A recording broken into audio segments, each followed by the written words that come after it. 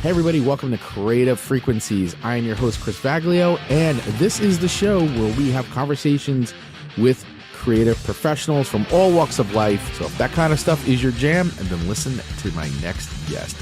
Let's rock. What's up, everybody, and welcome to Creative Frequencies. My name's Chris. I am here today with two awesome business owners that I have been looking very forward to talking to for quite some time. So ladies, please introduce yourselves to everybody. Hi, Chris. I'm Carey Balogh, the founder and CEO of Brand Groupies. And I'm Lauren Genest. Thanks for having us. I am partner and president of Brand Groupies. Well, I'm so glad you guys could come on today. I really appreciate it. I'm just going to dive right in because I don't, none of this extra intro stuff and all this stuff. We're just going right in. So if you guys were quote unquote for real groupies, or let's just say from almost famous Band-Aids, who would be the band that you guys would be obsessed with? Oh, what would be the band that you'd be on tour with? Mama Drama, okay. We'll get into Mama Drama. You're so sweet. I know. I'd probably go with a classic rock band, but if I really had to let it all out, it'd be Journey. Journey, nice. Yeah, I know. Right on. It's a good one. Dating me. Hey, no way. Come on, Journey. Like Stones and, Led Zeppelin. But... Right. Okay. And then Lauren, you're all about Mama Drama. Yeah, I'm just like a groupie. And then it's funny because you were like, if you had to be groupies, we actually are groupies for our clients. Like, yes, really, well, really. Yes, I know that. Hence the name Brand Groupies. Yeah. So what was that conversation like? You're like, boom, we're groupies for our clients. We're Brand Groupies. Like, how did that even happen? I know. I think, we're celebrating 10 years this year. Hey, congratulations. Thank you. Congrats. Yeah, so it's very exciting. But I think when, starting the company, it was always about the clients and being so passionate about their brands, almost like a cheerleader groupie. And then it came kind of organically, like, I personally am a band groupie. So I, just was obsessed with brands at the time, and just Brand Groupies came out, and it was going to be Brand Groupie, but then it wasn't available. So Brand Groupies was meant to be because we have a whole team. I love that. So it's almost like coming up with a name for a band. Mm-hmm. Kind of, you make the list of everything and then you start crossing them off one by one and totally kind of figuring that out. So yeah, let's talk about the business. So 10 years in business. So let's dial it back a little bit. When you guys first started, what was the impetus? Because listen, we're all in our businesses here, and I think we're all, I think to be in business on your own, we're certain there's a little amount of crazy there, right? We're not built the same as everybody else, but no. what was the spark there to kind of get rocking and rolling on your own business? Because usually everybody has that catalyst. Yeah. What was yours? In the beginning, I think, personally, when my background was fashion, and we'll talk about the similarities between us and that career path. But I think going back, working for global fashion brands on an executive level, and then when I got the entrepreneurial itch, and I co-founded a rock and roll play space for kids in Williamsburg, Brooklyn. So I had the taste of entrepreneurship. And then when Brand Groupies launched, it was almost a passion for helping entrepreneurs and mixing, the high level corporate experience with a startup mentality, and helping business owners really get off the ground and making right decisions as far as, the marketing side. And since then, we've evolved to work with, major brands. Yeah, everybody has sort of that origin story, like how does it start? Because, some people like start a business out of like, what, forget it, I'm doing it myself. Like I want to pick and choose who I want to work with. I don't want to work for anybody else anymore except for our clients, yes. which we all love very dearly. But yeah, but you know what I mean? It's like you're the master of your own destiny, so to speak. So, or it's like, hey, I'm just passionate about this, or it's whatever it is, there's always a reason why you eventually that switch flips and you're like, I'm going to start my own thing. gonna start my own thing. Yeah. And it was a good question. I know. I said, and in the beginning, it was, it was great. I, was a solo show. But then, of course, Lauren, I met through my sister. We've known each other for decades. And she came into Brand Groupies, and we just launched the PR division and podcasting division. And then it took a whole exciting route. Yeah, that's awesome. So yeah, Lauren, let's hear a bit from you. Fill us in. What is your origin story? Yeah, so I actually followed in Carey's footsteps. I ended up working in fashion PR in New York for about almost 20 years. Oh wow, really, because Carey did. I was really good friends with her sister in college, and we used to go visit Carey. And I was a communications major, and she was doing all this fun fashion stuff in New York. And I was like, I want to do that. So I ended up doing something very similar for years. And we worked with incredible brands that were global, and we were trained in the same way, even though we never actually worked together. But we learned a lot of the same philosophies and approaches when it comes to, I think, client service and how to tell a story and how to create buzz around a brand and how to kind of think outside the box. And so when I was moving many years ago, right before COVID, I got in touch with Carey, and we were lucky enough to start working together. And then today we do PR, social media, and podcasting for big commercial architecture, engineering, construction brands, and then all the related fields in that industry. So I don't think the two of us, when we were 20, 22, 25, would have ever imagined that this is what we'd be doing. But we see such a need, and we feel like we're just scratching the surface. We've been together now for, I think, almost 6 years.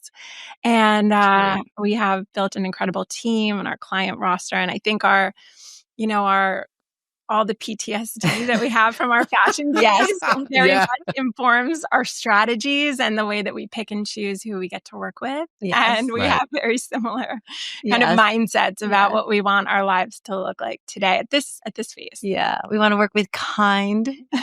Kind people, visionaries. We have a whole checklist. No one texting you at 7 a.m. on a Sunday morning. So which is nice. He does so much of that. So getting out of the, the B2C world. Let's talk a little bit about, because I mean, listen, we've all been around enough and to see how things are changing, right? I mean, and it's changing fast.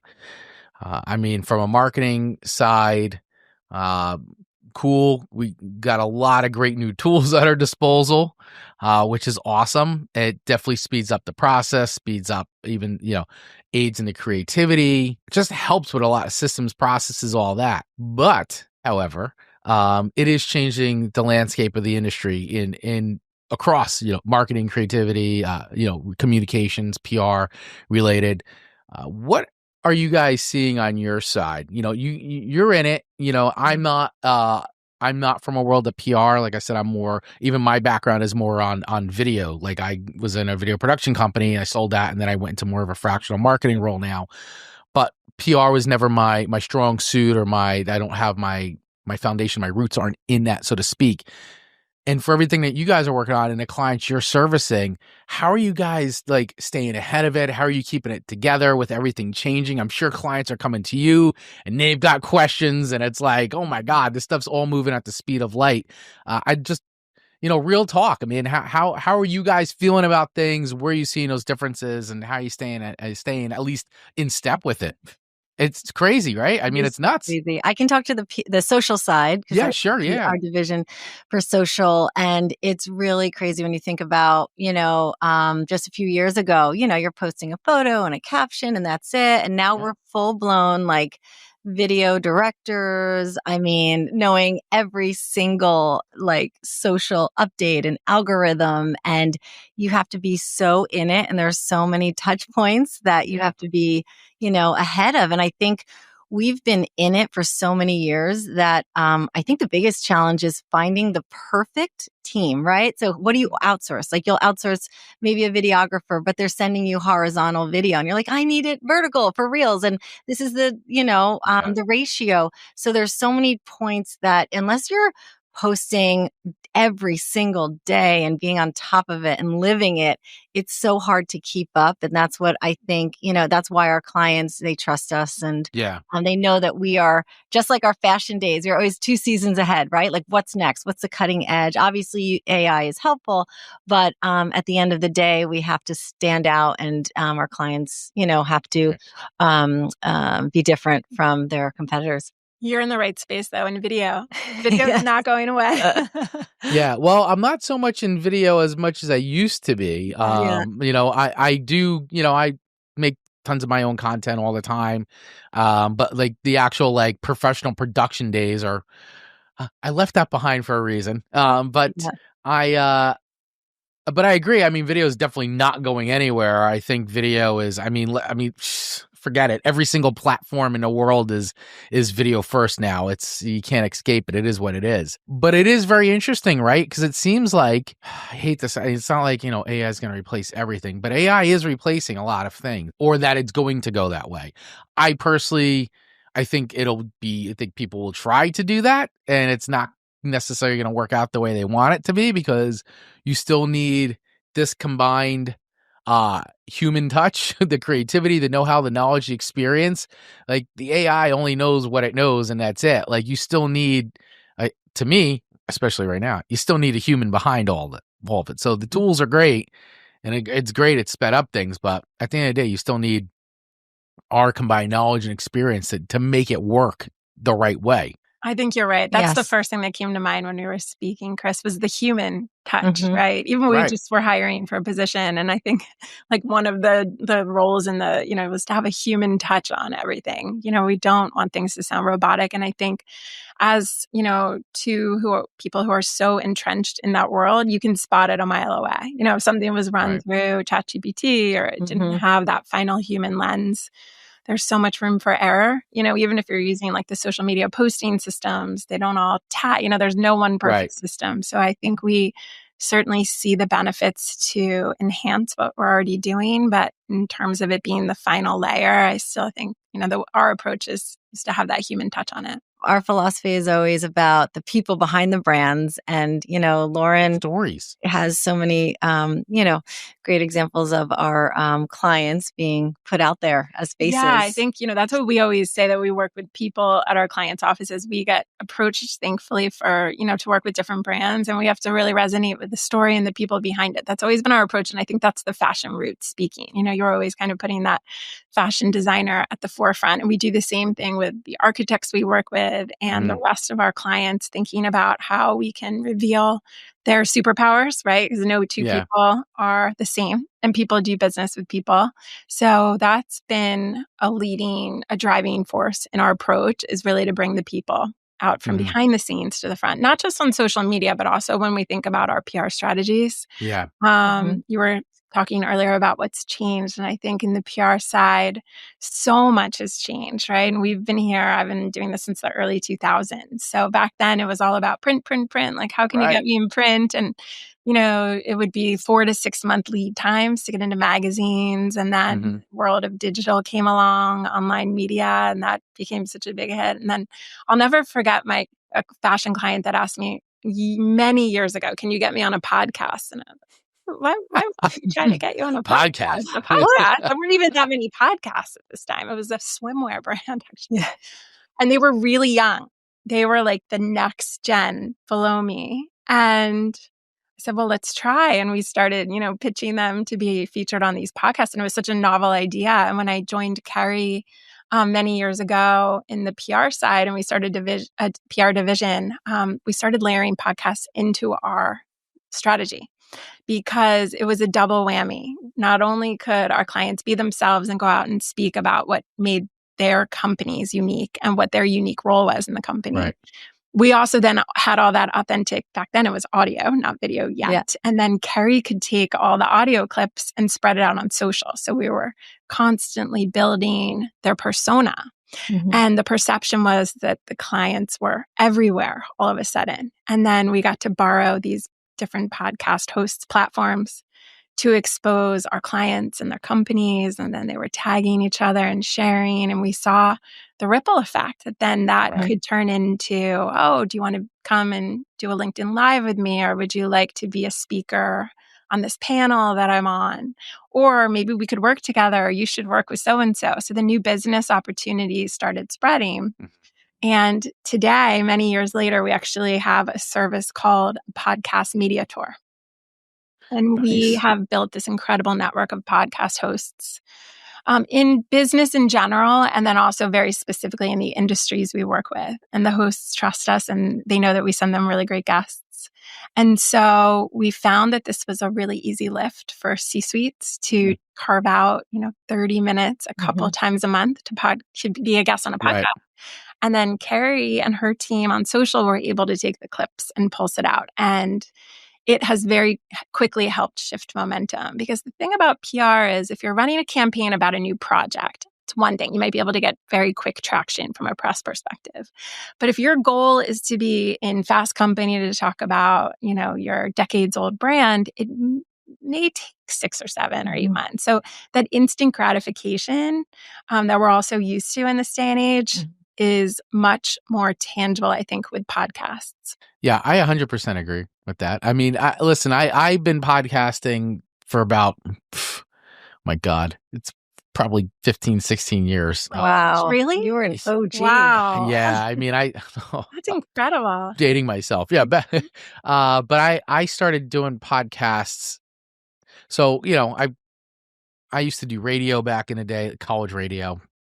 Awesome. And then I didn't do anything for a while. And then I always credit my friend Victor for getting me into podcasting. He was podcasting before that. And he was somebody I went to college with. He moved to Spain. We lost touch. We came back together through somebody else's podcast I was listening to, and somehow we got reconnected. And then we just started talking again. And we're big nerds, big comic book nerds and all that stuff. And we would just be talking back and forth about Star Wars and this and that. And did you see this? And we would just have these conversations. And I think finally, pretty sure he was the one that said, we're having these conversations anyway. Why don't we just start talking about it and recording it? And I was like, oh yeah, like a podcast. He's like, yeah, because he was already doing a music podcast. And so we started doing this podcast called Galaxy Geeks. And that was it. We would just get on and talk about stuff, and whether it was good, positive, negative, whatever, we would just talk about basically we saw this and this is what we thought about it. It was so rudimentary, and we were like recording on Skype. Oh, amazing. And I used to use my like Xbox gaming mic headset as that was my mic, and it was crazy, man. It's so funny, and it wasn't that long ago, but and then it just evolved from there, and then I did that, and then they started doing other things, and it just, and that's it. So, I mean, yeah, it's been a funny evolution, but podcasting has just been something I enjoy doing it. I enjoy talking to people. I enjoy these kinds of conversations and learning about things and talking about all these different topics, and then, getting back involved in radio with Radio Garden State and all that. So I am with you when you're talking about podcasting, because it is very effective. And from a marketing and branding, personal branding standpoint, like people really form a much stronger connection with somebody through that. And, even when they say, podcast ads and stuff, when host read ads happen, people have they usually respond better to a podcast host read ad, than just a normal ad, because of that. It is that the audience builds trust with that host, totally. And it's a relationship. It's like listening to like your whatever station you listen to in the morning when you drive your car, the morning show or the morning zoo or whatever it is. Like, these are your friends in the morning that get you started. And, but people have that relationship with podcasts. It's like crazy how things come full circle. But from I think from what you guys are doing, I think it's great. It's an excellent service, because a lot of times the clients themselves, they want a podcast, but they have no idea how to do it. And while the technology, it's not hard, but they should be spending their time on other things inside their business rather than figuring out how to like use StreamYard or something else to like make a podcast. The more niche, the better. We always definitely say one of our podcasts that we manage is the Anti-Architect podcast. It's been, oh my gosh, I love that name. years. That's great. Yeah, but it's like the leading one in the industry 4 years later. And, it's such a captive audience because it is so niche and it's really taken off. It has. We also launched a podcast for the Carpenters Union at the beginning of the year, where we've been working with them for almost a year. And so that's been another really fun one. You would never expect, a union to have a podcast. And there's these two visionaries. But yet it makes sense. It makes sense.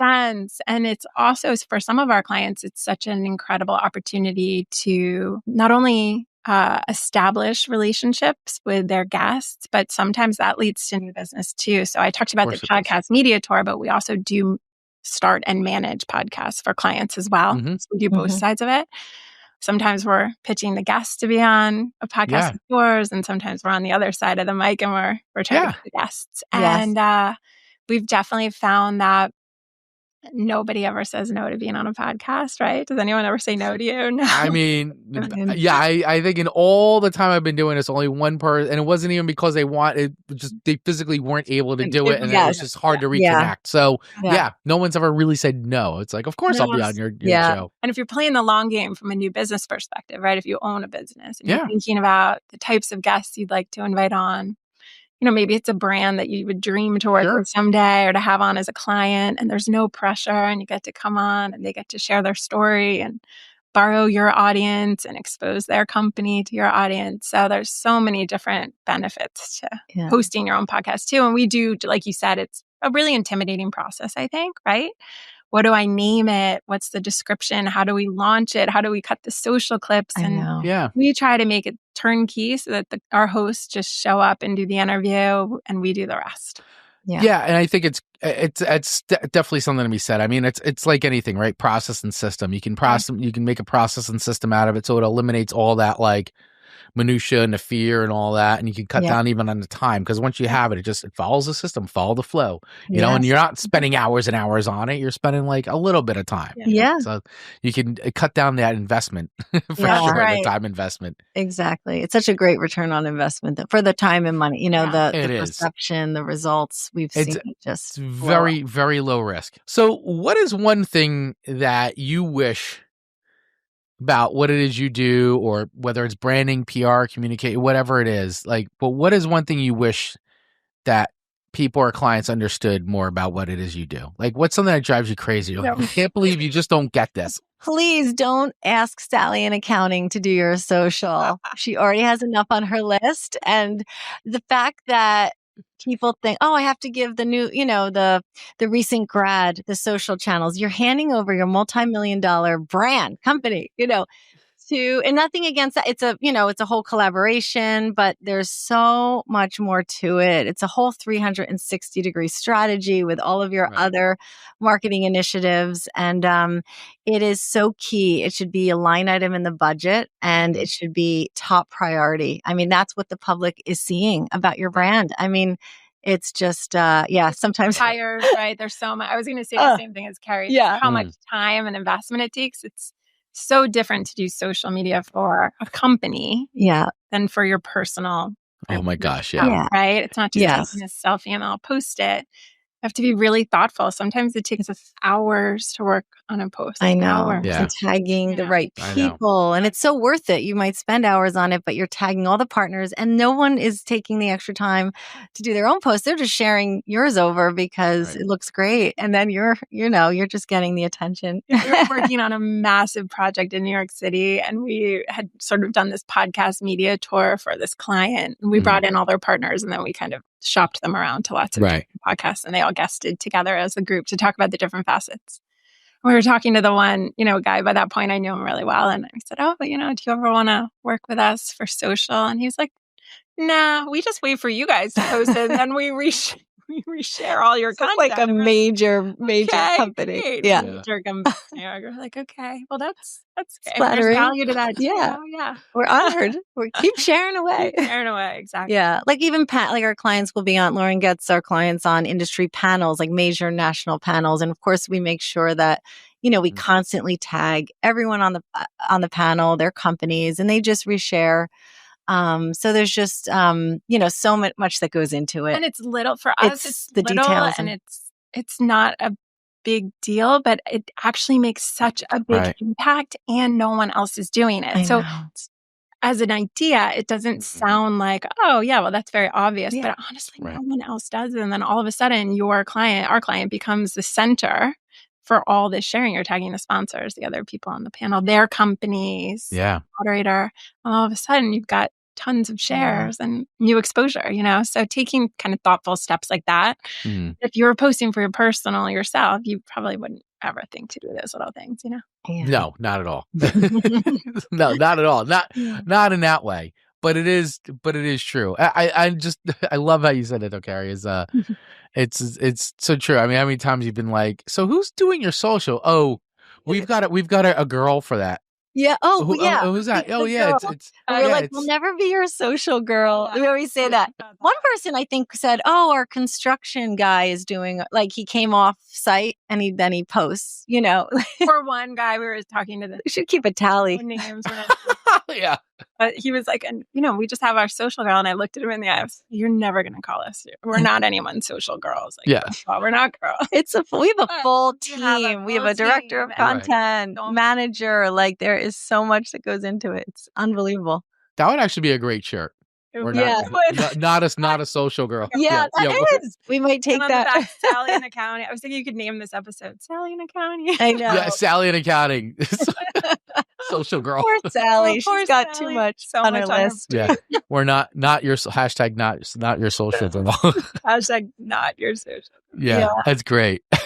So funny. Oh my gosh. So all right, we talked about the very top. We mentioned it. We know Lauren would be a groupie for Mama Drama. Mama Drama for life. Right. So let's just talk about Mama Drama real quick. So for everybody here that has no idea what the heck Mama Drama is. What is Mama Drama? Oh, Mama Besides Drama. the greatest band in New Jersey. Yeah, right. No. So Mama Drama is my mom band. So we're 6 moms and we've been going strong for 10 years and we are a local band and we play, all over. We just played in Nashville in March. We just did the Hop Sauce Festival in LVI where Radio Garden State actually interviewed us, which was awesome. And we write all original songs. So we're not a cover band. So we're moms, who love to rock. And it's a lot of fun. And we're all entrepreneurs. So we all have full-time jobs. We've been practicing once a week for 10 years. That's all. Oh, in Nashville. Yeah, I was I was tracking that. And what was it like playing in Nashville? It was like you guys went out on tour. It was like yes, it was everything you could imagine. We actually got a bus. We drove down. We did all the stops, and Lauren actually surprised us. Lauren, my sister, and one of my best friends, Barb. They surprised us at the show. I was a groupie, and so she really was a groupie. She rolled under a fence to get into the back door to make. You were 1,000% a Band-Aid. Like you did it. you are it. That's it. You're in. I know, and I have to say, like you would think, like, oh my gosh, you're going to spend 4 days, 6 moms together on a bus. Like, are you going to get along and then sleep? We got an Airbnb, and when I tell you there was not one moment where we didn't all love each other. It really we bonded, and we just can't wait to do it again. I can see how it can be addicting to go on tour. It was so much fun. We had the best time. That's awesome. And how was the actual show? Where did you guys play? Was it one venue or a couple places? The basement is a classic dive venue in Nashville. So we played with the Deads. They're currently on tour. They're incredible. So we opened for them, and it was really, really fun. It was fun. your best show ever, don't you think? It was we were so psyched. And the sound was great. That is awesome. Yeah. And we did have some more people fly in from Atlanta, New Jersey. So groupie. It was fun. That's right, groupie. Yes. No, I love that. So for anybody that's listening, right, they want to check out Mama Drama. You guys are literally on every streaming platform, right? As far as I know. Mama Drama band. Right. What is your favorite Mama Drama song to play live? Oh, it's a good question. I would say, MILF, Moms in Leather Forever. That was our first one. That's pretty fun. But our newest one we released last year is called Salty. It was about a salty crossing guard at the school. It always comes back to like kids. I mean, come on. You're right. You're right about what you know. Exactly. It has a great riff. We did a music video in Seabright at Second Jetty. We had so much fun with that whole, campaign around the song. Yeah, we actually play. I think we play Salty on the station. You played it. Yes. Yeah. Yep. Yeah, that's in rotation. Oh, thank you. I know you've been so supportive. Thank you again for. Yeah, well, it's great. We're so excited. Well, we are all about supporting everything in New Jersey, and you guys are part of New Jersey. So I love what you're doing. It's so needed, and you do such a we have a fun time. We have a fun time over at Radio Garden State for sure. It's awesome. That's excellent. Do the clients know about Mama Drama? Is that you keep it separate or like how does that work? I've always kept it separate, but one of our CEOs is an incredible musician, and they just launched this fundraiser Battle of the Bands at the Stone Pony last year. So it's all architecture, engineers, right? Construction, all musicians, all in the AEC industry, put together bands, and they played, and the talent is incredible in this industry. It was unbelievable. We were blown away. So, and we do have clients like one of the biggest architects at our firm. He'll go on tour for 2 weeks and come back. So it's kind of like, wow, everyone has something that they're passionate about on the side. And the CEO too, and the CEO. Right? Yeah. The CEO Bill. He's he releases amazing music on, Spotify, and he's on all these playlists. He's incredible. And he can play every instrument. So, it's really, really cool, but it's interesting. And that's, it's, something that people have been talking about. I've been listening to some podcasts about how, I've always kept that side of my life, private. And, we're also on the fence, like LinkedIn. I think sometimes it's looking a little bit more Facebooky, and we're like, let's keep it LinkedIn. So you're always, balancing that. I think I get that, I get that.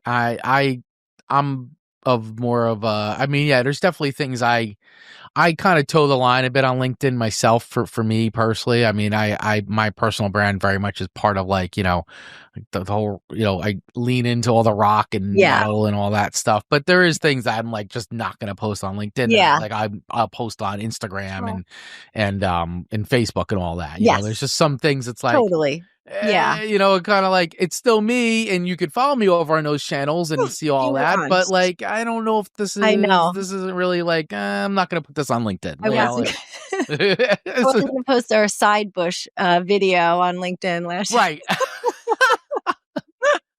Yeah, that one's a good, one's good YouTube, Insta. Yeah, I know. And then you're like, oh my gosh, clients are following, Yeah. But I think our clients love it. They do. All have, no, they love it for sure. But hobbies too. And they I feel do. Like so often we're in meetings. I know.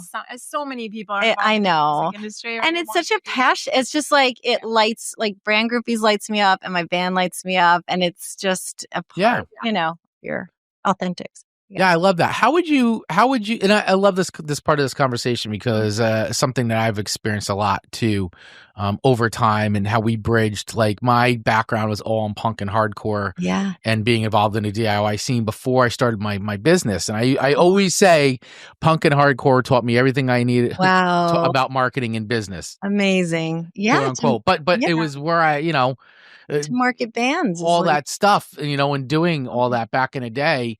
And I carried that with me through everything. And even when I started my business and working with clients and creativity and being in production and film. Wow. So I would ask you, how do you feel like the experience of being in the band and doing all that has integrated itself into how you run Brand Groupies? How the two of you run Brand Groupies, and whether it's brainstorming, creativity, working with clients, is there things that you feel like, oh my god, because I did this in the band, I could totally do this here and it like works, I mean, I think two things. I think together, I think anything that gives energy gets us excited, so I feel like that always transfers over. Energy is such a big component and something that we really rely on.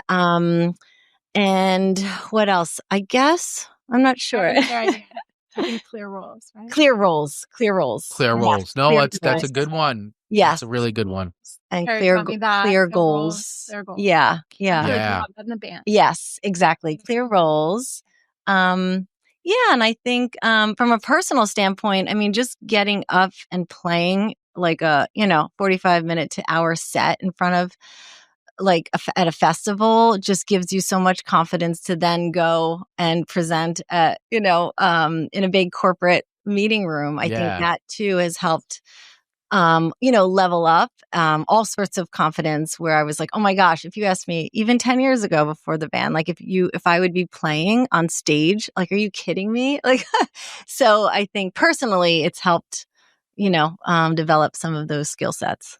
I think anytime you're getting in front of an audience and doing anything, it definitely is like, it's not easy, but it builds a fortitude. Oh, that's true. Yeah. We've had the Brand Groupies podcast, since 2018. So not as long as you. We thought that was long. Yeah. And I'm an old man. So that too was, definitely fun and just, again, the energy, we love hearing everyone's stories. And I think it just is down to our core identity, just being interested in that exchange of energy and also, partnering and collaborating and all of that fun stuff and learning, continuously learning. I want to ask you guys a hard question. Well, I don't know if it's super hard, but it's more business related. So what would you say, you may both have two different answers for this one, but what would you say was the hardest part of building your business? Like, what was something that was really hard that, hey, I'm glad you're through it, or maybe you're still going through it, but I mean, because, everybody has that thing or things, but what was the hardest part of growing your business? Yeah, let's see. Finding we could say finding the right team. Yes, it's been a challenge because you get to a certain point, and it's just that, when you level up, you have to make that decision. All right, we're going to invest in the team and trust that, we're going to get more business to keep going. And I think even just hiring, looking at resumes, interviewing, questions to ask, things to give, things not to get. There's so much to be learned. Yes. And the different generations all have different hopes and expectations in the workplace, true. right? Yeah. So they're not sleeping at the office like we did in the, right? college. Yeah. It's just totally different. And that's, I think we admire them. Yes. That, honestly. Yes. Probably should some have boundaries slept at the office. Yeah. Boundaries and work-life harmony, and even just, beyond talent, finding people that have similar life goals, right? Like work-life harmony and what type of energy do they bring to the room? That for us, I think, is so important. And how do they treat clients? And, we're so passionate about our clients. I think one of our superpowers is the high touch with our clients and the responsiveness and things that just aren't the norm, I guess, in the general workplace. And it's those intangibles that don't sound like a big deal, but they're a big deal. Yeah. No, they are a big deal for sure. Yeah, you got to bring the right people in, because otherwise it can mess up the culture and the DNA on things. That's right. It is. It's hard. It is. Building a team it's fun and exciting because you're growing. But at the same time, it's like really hard because you do have to make a decision, and sometimes it starts off great and doesn't always go the way everybody wants it to. It may not be a fit for that person, and you're like, oh wow, really? But it is what it is, right? It happens, and but it's a lot of pressure to try to make the right decision because it's time and money and resources and everything. It is. And expectations, right? What are your expectations for these people? What are their expectations of you? And even just getting to that tipping point where you have enough staff to be able to continue the growth, but you're not drowning, right? So it's like over investing. I think we're really, in the last couple of years, have been thinking with that lens. So we're excited. We have an incredible team, and we're growing, and incredible clients. So it's a good time to be a groupie. Yeah. We just hired a director of content strategy who was at Twitter X for 6 years. Before that, VaynerMedia. So we're really psyched. She comes with incredible experience. Yeah. She's our right hand, which is so great for the two of us to have a right hand instead of each other. It's always nice to bring in an extra set of hands. Yeah, she's incredible. Yeah. And then we just hired a social media manager who is younger and really techie and savvy. Design savvy. Up on all the social trends that change every single day. So that's fun to have that different lens on the team too. Yeah. That's great. Yeah. Mm-hmm. Very cool. So what would you say, what song best describes the vibe of the agency right now? Oh. Could be more than one answer, by the way. It doesn't have to be one. It could be, maybe a little playlist. Oh. Wow. Playlist. I mean, whatever comes out, it's. Don't Stop Believing. I know. Don't Stop Believing is always. I was gonna say, Journey is. Can't go wrong with Journey. I think like Dreams. What's Fleetwood Mac? Song, because I know everyone's like, oh, think back a year ago, you wished you were here, but I can remember when we were like, oh my gosh, one day we'll get an office and we'll have a Brand Groupies office, and one day we'll have a team, we'll have multiple team members, and we're like, oh my gosh, like we are, we have a lot of people on our team, we're on to our second, third office, and it's just incredible that we keep dreaming, and if you want something bad enough, you can make it happen. That's a good answer. Good answer. It's a really good answer. I was just trying to think of what would my answer be? Manifesting. Yeah, what would your answer be? Yes. What's your answer? I'm trying to think, because while you guys are talking, I'm like, I don't know if I can answer this question myself. If I ask this question, I don't know if I can. I know you're going to go punk. You're going to go. You know what? I guess it depends on the mood. I mean, right now, I always feel like my default answer on a lot of the stuff is always like Bad Brains Attitude, just because it's like. So like when you actually break down the lyrics, it's like they're just literally like, you got to have that attitude, that PMA, you got to have that positive mental attitude. It's like, and it's like such an angry sounding song, but it's like when you actually look at the lyrics, you're like, no, he's actually telling you, you got to have a positive mental attitude on life, and it's like it's great. Yep. So I don't know. I always default to that one, but I got to tell you right now, the song that's been on my mind, like I can't, is "Mama, I'm Coming Home" by Ozzy. Amazing. Just because I just got done I watched it. I bought this live stream, and watching Ozzy, like here's a guy who. He's done it all, and now he's basically, his body's falling apart because he's got Parkinson's, and here he is though, like sitting in a chair, like taking it in and singing as best he can. I know, and it was heartbreaking, but it was so happy to see him like get that moment. Totally. And that performance, just like, I'm like, oh my God. Like, I mean, I just was like, you hear it in his voice and everything in his face. And so I've been like kind of obsessed with Mom, I'm Coming Home. Yeah, totally. Oh, that was really a moment in time. Yeah, it was crazy. I mean, it just, because I kept thinking like, oh my God, how is he going to do this? I know. Like, I know. And boom, I mean, he did it. And then did another 4 songs with Sabbath. Like, I know. And we went to the 2017 one in Birmingham. The last. I went to the one at PNC. Well, I saw the Sabbath show at MSG, and then I saw Ozzy for the very last time at PNC. And you thought it was, and it was like, oh my gosh, that's it, And so to come back all these years later, it really is remarkable. Yeah, it's crazy.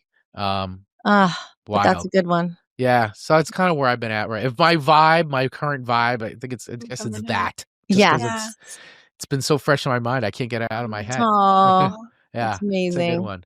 So, all right. Well, this has been awesome, guys. Thank you so much for hanging out with me today. Like I said, we can keep going and going. Yes. Hopefully we'll get to. We love your energy. I love your energy. I the first time I saw, and the thing is, I didn't even know about Mama Drama till actually you reached out, Carey. Yeah. Because I only knew as Brand Groupies, and I was already like, oh my God, their brand is awesome. This is great. I love this. This is super cool. Thanks. And then when you were like, hey, I'm also in this band Mama Drama, I'm like, oh my God, this just got even cooler. Like, are you kidding me? This is so cool. So here's our song Salty. Yeah, here's our song Salty. Play it on the radio. I know.